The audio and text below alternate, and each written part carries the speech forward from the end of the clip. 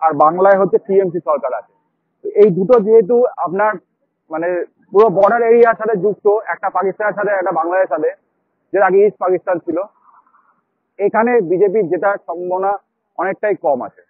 কারণ এখানকার মানুষের খাদ্যাভ্যাস, এখানকার মানুষেরা মাছ ভাত খেতে ভালোবাসে, আর পাঞ্জাবের মানুষেরা আপনার চিকেন ভাত খেতে ভালোবাসে, কড়াই চিকেন, ঠিক আছে, চিকেন কোপ্তা, আরো বিভিন্ন রকমের আছে, তারা সেগুলো খেতে ভালোবাসে। যার ফলে খাবারের একটা এখানে বৈষম্যতা আছে। এবং সেন্ট্রাল গভর্নমেন্টের মানুষরা যারা এরম বলে যে ভেজ খাও, আমাদের এখানকার মানুষরা সেটা শুনতে পাবে না।